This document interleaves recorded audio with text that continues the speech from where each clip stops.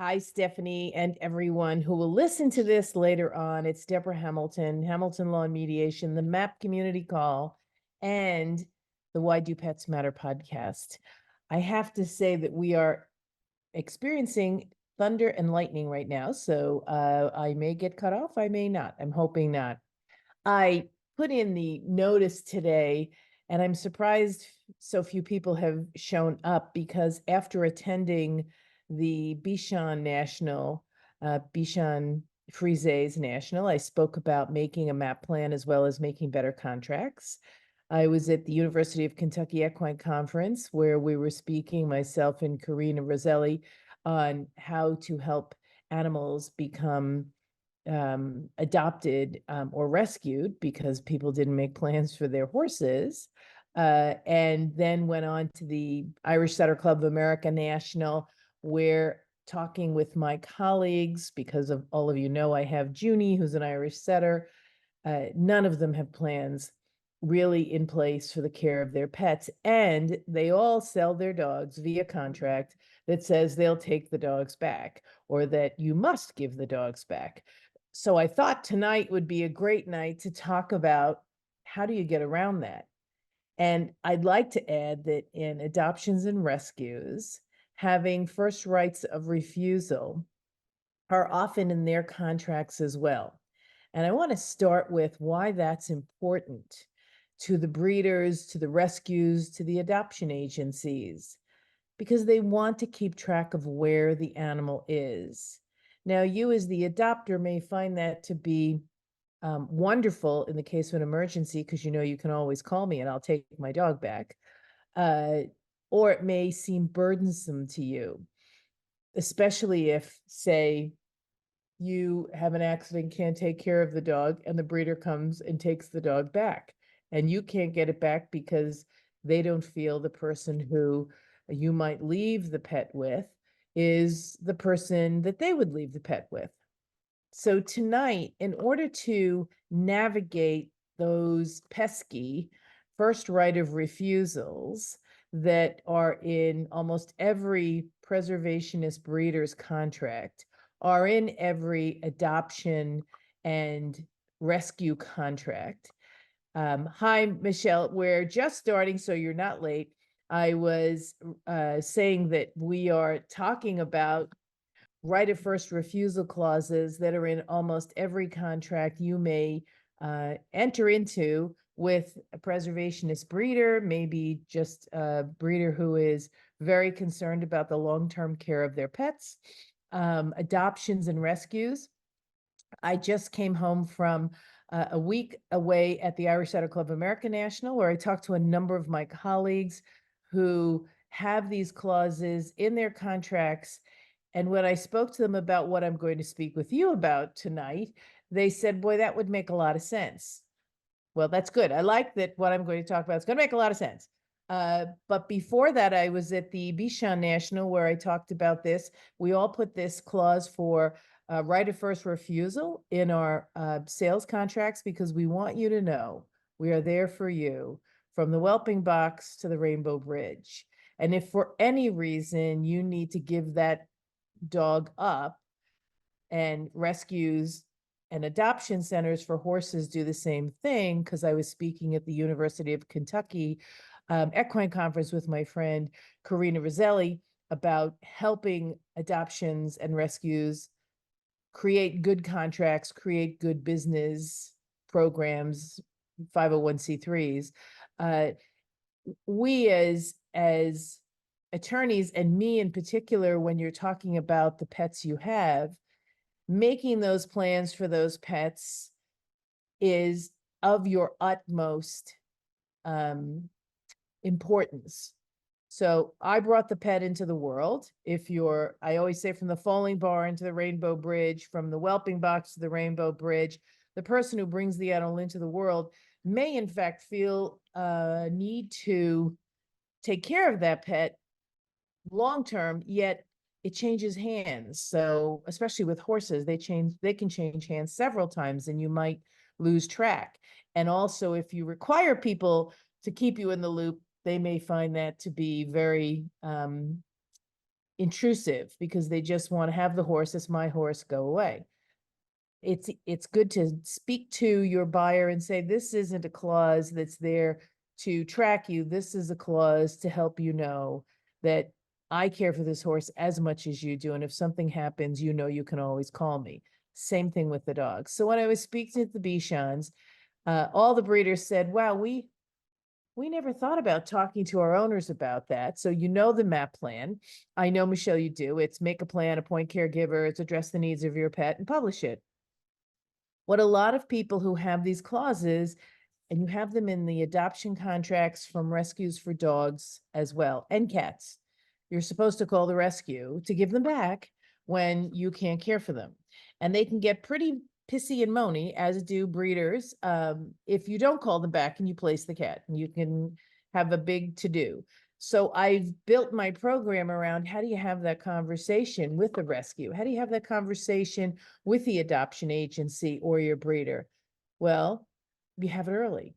Say, Debra, I'm having my estate plan set up. And I know that in the contract that I have with you for your Irish setter, it says that I need to return the dog to you if something happens to me. I'd like to know if you'd like to meet Susie Jones. Susie Jones lives next door to me. She is taking care of, my dog Kelly for its entire life. Every time we go on vacation, Susie's the one that takes care of Kelly. Kelly loves Susie as much as she loves me. And if something happened to me, I'd really like Kelly to go to Susie. But I know my contract says that it's supposed to go back to you. How can we figure this out? Because I want to do it sooner rather than later, so that there is no big mishigas, that, everybody knows everybody. And this will create that conversation. And I always tell people who are calling their breeders or their rescues, advising them they might have an alternate, I always want an heir and a spare. I always want at least 3 people who are your backup if something happens to you to care for your pet, horse, dog, bird, lizard. What you want to do is you want to say, it's not like I'm replacing you, and it's not like I'm taking you out of the loop. I want you to be part of the loop, because that's what's most important to the rescue, the adoption agency, the breeder. They want to know where this dog is going, and they want to enter into an agreement with that person for the same thing. So if when you bought your dog, you knew you had to return the dog if you couldn't care for it or something happened to you, that's all they want from the new person. And it should be a safety blanket for your pet, because, okay, if something happens to me, Susie's going to take the dog, because I've already talked to Debra about Susie. But if something happens to me and then something happens to Susie, Susie knows Debra still has the obligation, or wants to have the obligation, to Susie to take the dog back. And Debra knows where the dog is. And this is all done with Debra's knowledge, so that Debra doesn't get pissy and moany. And I mean that with all love and affection to all the breeders, adoption agencies, and rescues out there, because you're trying to do something that can be perceived as control. And yet it simply is, how am I going to maintain contact with this dog, cat, bird, horse when it leaves? Well, all you have is this agreement that you've made with someone who walks out the door. And in the agreement, they agree to let you know if they can't care for the dog, and they have an agreement to give it back if they can't care for the dog. So what I'm thinking is, I'm a big one for preposing and preparing for things before they happen. So if you do have a neighbor, or you have a son, because your son and your husband really aren't a member of that contract or a party to that contract unless they're a party to the contract. So they don't really get to keep the dog, even though the dog would think, what do you mean you're taking me away from my family? What you want to do is you want to make sure that that conversation is had. And a lot of people shy away from that conversation. And I was speaking to the breeders saying, you have to really be, I guess I want to say, you need to initiate that conversation with your owners. So you're keeping in touch with your owners twice a year, say on their birthday and a holiday. So if their birthday is around December, then you get in touch with them in July. So there's like a 6 months, 6 months, 6 months, 6 months. So you know where the dog is, how it's doing. You get to know what's going on. Really hard to do. Most rescues, you never hear from them ever again. However, if God forbid something goes wrong or you're reported, you're going to hear from them right away. and rightfully so, because they want to make sure the pet is cared for. However, if you are keeping in touch with your owner, they know that you are interested in this pet, and they should want you to know who is part of this pet's life. So it's my husband, it's my sons, it's my neighbor. So those are the 3 or 4 people who are going to be your lifeline if something happens to you. You should provide the breeder with the names of your, and the, telephone numbers of your husband, your sons, and your neighbor. Because God forbid something happened to you and the neighbor is going to take the dog short term. Remember, when we have our caregivers, the caregivers have a list of who to call in the event something happens to you if they can't keep the dog, cat, bird, horse long term. And this is the perfect way to have that conversation. Maybe you do live next door to someone who has a farm and is going to keep your horse, or maybe your horse is on there now because they have beautiful stalls and you go back and forth across the fence line to see your horse and everything is great. You just have to have this conversation. So sit down, have the conversation, non-adversarially.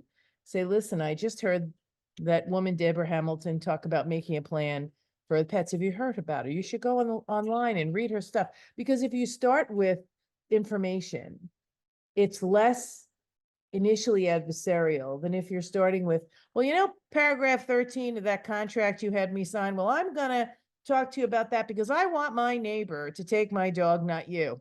And I always ask people, please, God, don't do that. That will set up for defensiveness and reactivity, because who are you to tell me what I'm going to do with my dog if you can't care for it? What you want to do is you want to say, listen, I know that, we're both getting along in age. I have one of your dogs who I love to pieces. My sons and my husband love them to pieces. My neighbor takes care of it all the time when we're out of town.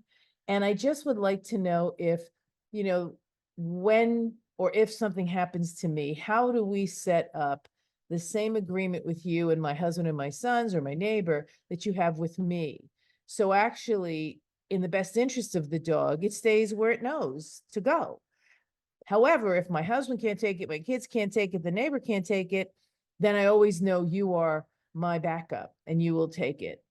And then the breeder will feel really good about that conversation because they'll know that you are respecting the reason they have that clause in the contract. They never want their dog to go to a rescue or a shelter. They always want to be able to take the dog back. And most of the time, if you approach it in a really positive, progressive, curious way, you're not going to have pushback from a breeder. But if you tell them, this is what I'm going to do with the dog, and I don't care about paragraph 13, well, then call me, because I will get you out of the muck and mire you have stepped into so that you can make this a better plan.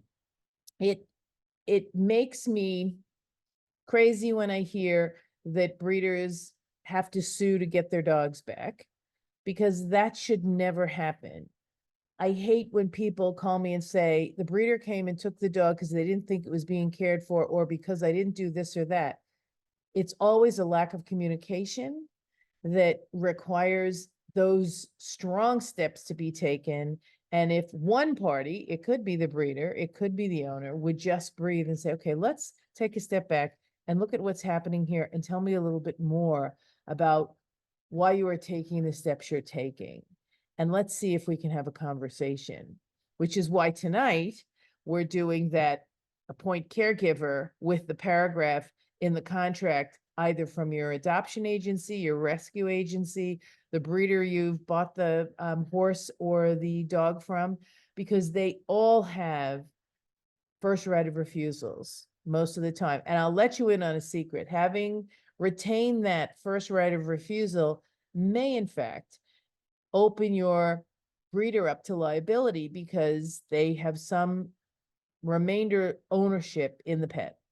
And if you have the dog bite someone, or you don't control the dog and it bites someone, or all of a sudden it bites someone, it's never bitten anyone before, it could come back to also include the breeder, even though the breeder doesn't have possession. It's unlikely the breeder will be held responsible because they don't have possession of the dog, but there is a risk there. So this is the risk they're taking to assure that you are going to take really good care of their pet. And if you can't, you know, you need to return it. The other piece that I have talked to my breeders about is if you want the court to see you in a very good light when you're trying to enforce a part of your contract, especially a return of the dog, if the dog is in a difficult situation, or if the party died and doesn't have anyone to care for the pet and someone took it who wasn't appointed and the breeder wants it back, giving people a portion of their purchase price back as you reclaim the dog is a sign of good faith. First of all, these people have cared for this dog for a year, 2 years, 3 years, maybe 10 years, right? Taking it to the vet, fed it, whatever they've done for it. Recognizing that and not saying, I'll take the dog back, but I'm not giving you any money back.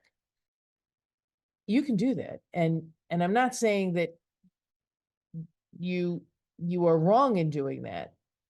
The courts will not necessarily look at that as being fair and equal, because here you are getting a dog back that these people have taken care of, maybe not taken care of for the past however many years, and they're not getting any money for the dog that they fed and they took care of in the way they thought.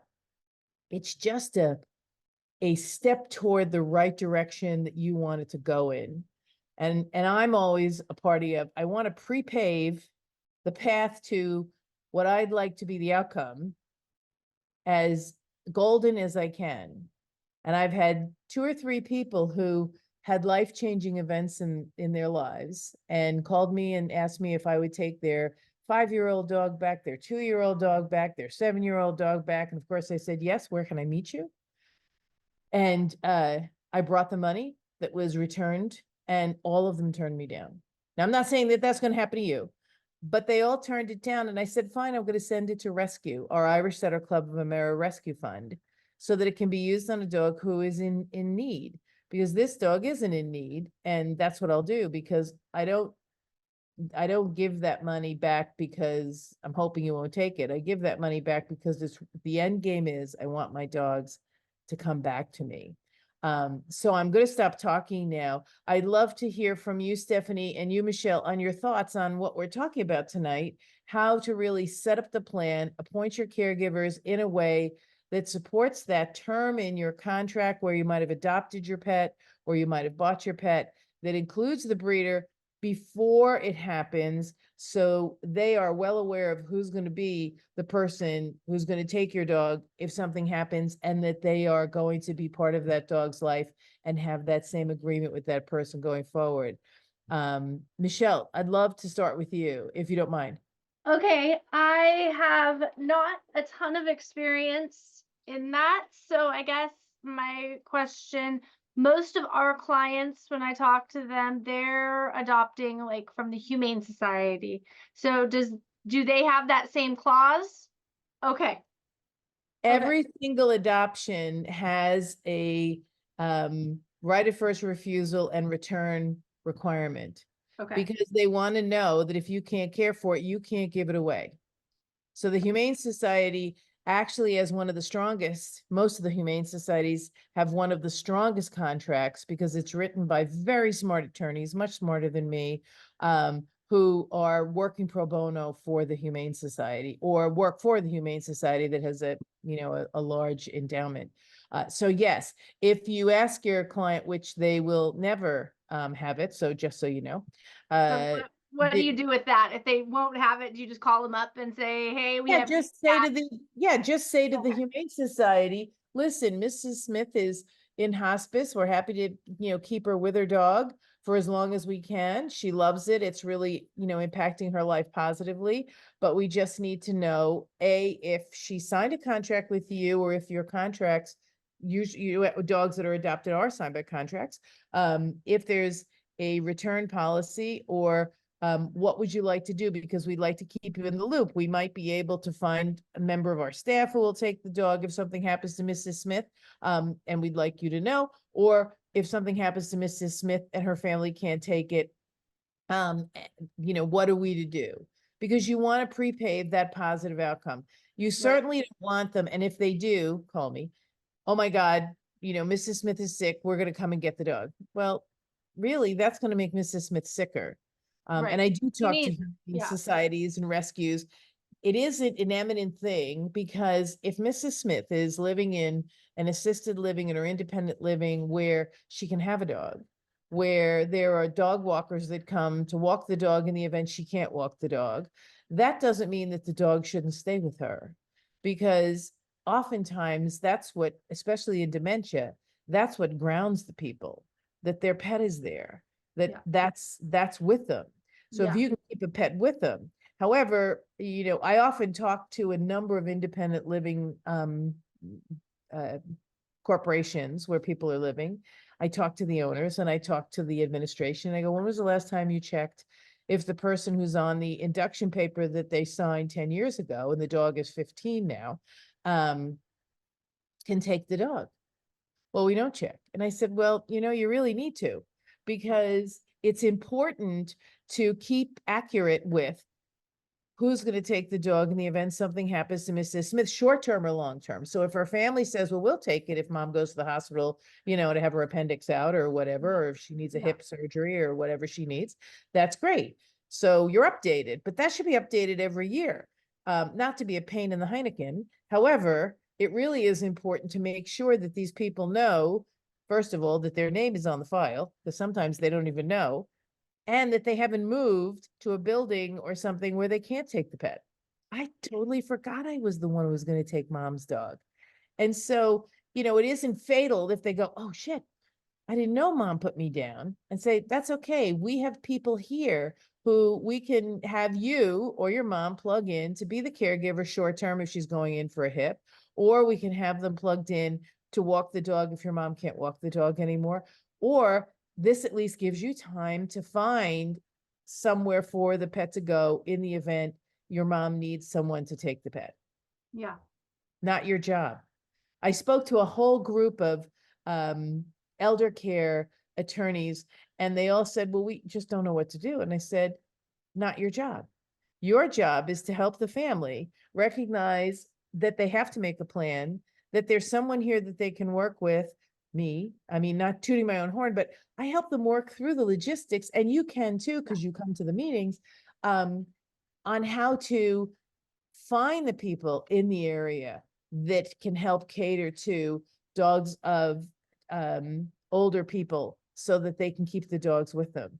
I think that's the greatest cottage industry you could ever start. If you live near, one or two of these independent living facilities, opening up a dog caregiving program where you come and either take care of them in the facility or care for them outside the facility with the proper licensing and the proper insurance and the proper training. There's so much you have to yeah, do. But this way you can be that go-to person, with a caveat. You can't be the go-to person if there's like an emergency, like a flood or a fire, because oh, then they're going to call and they say, well, Michelle said she'd take our dogs. oh, So half the place burned down. So you have 30 dogs in your house because you're the go-to person to take care of your pet. right, You need to also, if you have this opportunity, you need to say, my limit is 5, so I'll take 5, and then I can help you find alternate care for the pets in a situation. People don't think about this. I met the woman, if you ever saw I think it was a TikTok or maybe it was a YouTube, I'm not sure, where she had her 2 dogs. And one big dog was behind the seat, and the little dog was in the front seat, and she bought, I think it was a Starbucks pup cup or pup cone. And the little dog took about 10 or 15 licks, and the big dog's just looking. And everybody was going, oh, that poor big dog. Oh, that poor big dog. And she was saying, no, wait, the little dog has to get a few licks in, because wait, okay, all right, Spot, here you go. And the big dog just ate the whole cone, right? So the little dog would get nothing. And I met her in Seattle or Portland when I was there speaking at an event at a Starbucks. How funny is that? yeah, And she was buying another pup cone for her dog. She goes, I'm the woman with I said, I recognize the dogs. And she said, yeah, I run a dog care, and she has all the dogs from Nike. So all the people who work at oh, Nike, so I guess that must be Seattle. All the people who work at Nike leave their dogs for daycare with her. So she has, oh, wow, see, I told you there's a cottage industry. All you need to do is have that nearby. yeah, Um, And she said, yeah, and I'm the emergency person. So if there's an emergency at Nike and everyone is locked down, or that means you're going to be caring for 50 dogs round the clock for a certain period of time. I said, you need to make sure they make a plan and that they know what the costs are going to be and have the releases they're going to need for you to take it to the vet if they can't get to you. She goes, I never thought of that. And I said, I know, because nobody ever thinks of that. Yeah. Because they never think that a hurricane, I mean, we're having tornadoes everywhere. Right now I'm having huge thunderstorms and I'm hoping I'm still going to be here. Nobody ever thinks of these things, and that's why it's so important. And let me ask you if you have any other questions, then I'm going to ask Stephanie about her thoughts.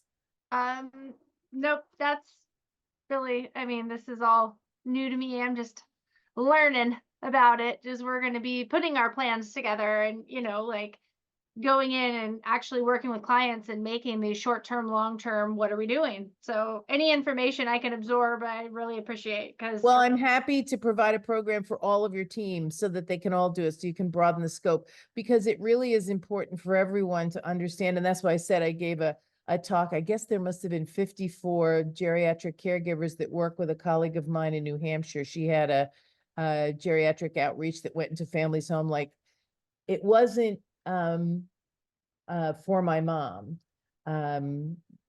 or home for mom, or it wasn't one of those, but it was like that they had people who went out and helped families plan for their parents.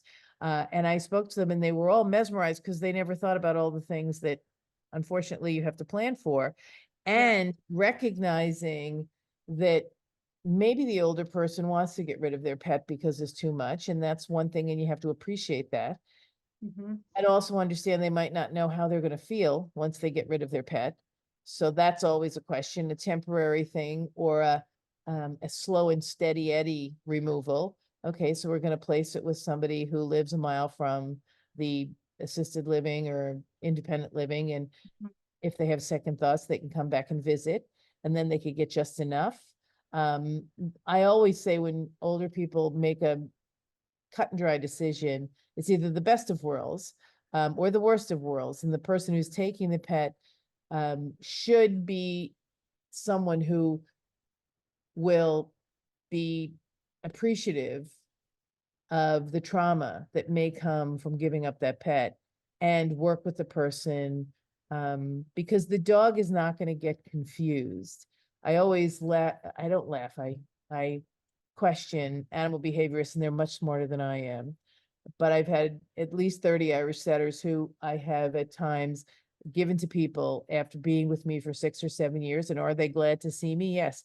Do they want to leave these wonderful people who treat them fabulously? No, never. So they, they love being with the new people. They love seeing me. They'd come home to me in a minute. My girls, my 14 and 15-year-old girls, are living with Sally, who you might have seen on another one of these windows. And when I see them, they go to the back of my truck as if to get in the truck to go home. But they really don't want to go home, because when I go to leave, they both go, I think I have to take a powder. Let me go in the back of the house, because they really don't want to go home. Dogs and cats are a little different because they like to stay where they are. And those are really good pets for older people too, except for the nails, which could tear their skin, which then has a whole nother issue. So I'm so glad you're here. It's so good to see you again, Michelle. Thank you so much. Stephanie, any thoughts? How's my boy Yoda?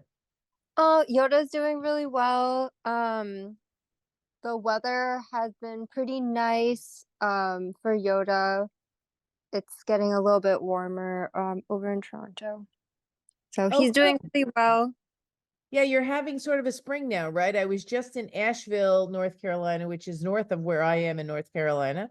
And it was funny to see all the myrtle trees just leafing out, where here in Eastern North Carolina, they are fully leafed out and will probably be blooming in about 2 or 3 weeks. So I laughed how far behind they are. And they're they're 7 hours away and up a mountain. So there's a lot of different temperatures. But it was really interesting to see.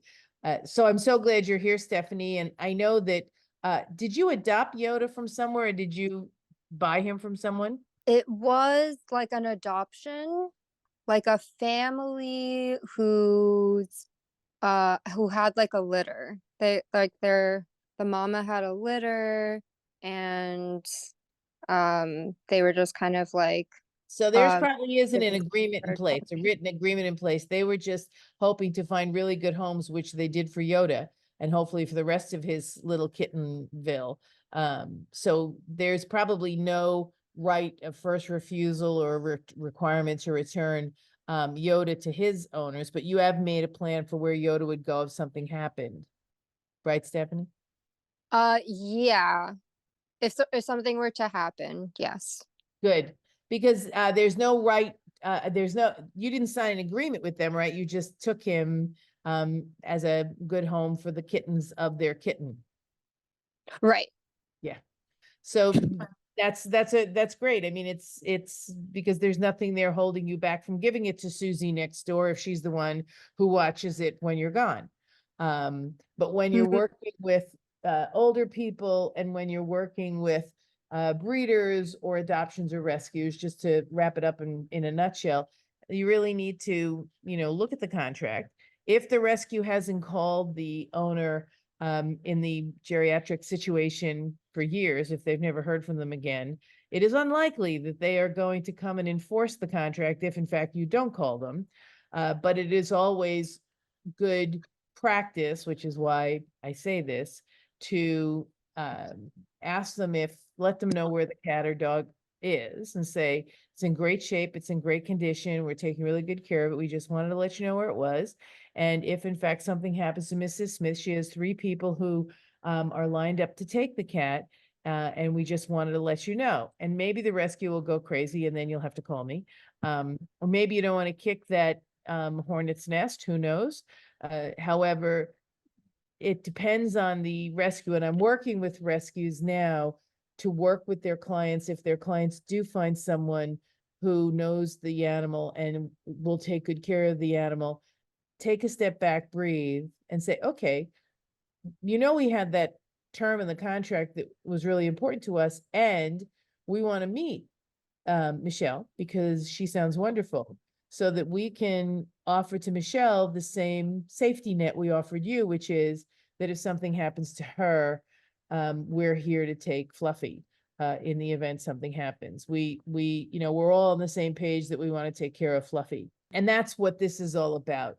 Setting it up before it happens so that everything is smooth sailing, right? You really don't want to have a negative interaction while your mother is going into a nursing facility or while you're losing your house because you lost your job, and you've found a great home for your dog that the dog knows, and now you've got this whole brouhaha because you didn't pay attention to paragraph 13.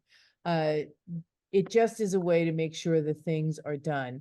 So Michelle, when you're making the plans with the people who are coming into your facility or who you are helping move to, whatever next living situation they're living in, just making sure they set up who it is they want for caregivers, 3, remember, and only 1 can be a family member. And then if in fact they got an animal from a humane society or something, remind them or ask them if they ever read their contract, which they haven't, just so you know. My lawyer friends don't read the contract, because when I tell them, they can come on your property and take the animal if somebody complains about the dog or cat, they go, no, they can't. I said, go read your contract. And sure, they can, because I know the contracts really well. So my thought is that if you ask them if they know what the contract says, they're not going to know what the contract says, and you can have a choice of getting involved with the rescue or making a plan and hoping the rescue will understand. And if in fact they do come after you, say, this is what Mrs. Hamilton wanted. She made it perfectly clear to us, and we understand the responsibility you feel toward Fluffy. And please take a minute to meet Stephanie, who is the person that Mrs. McGillicuddy or Mrs. Hamilton put in charge of Fluffy. And I'm sure she will be so grateful. It's how you couch it. It's how you receive the information, not becoming defensive or reactive, but rather understanding that they're pissed off because their contract was violated, right? how dare you? Well, you didn't know. And neither did probably Mrs. Hamilton, because she probably never read it. And they didn't necessarily do it on purpose.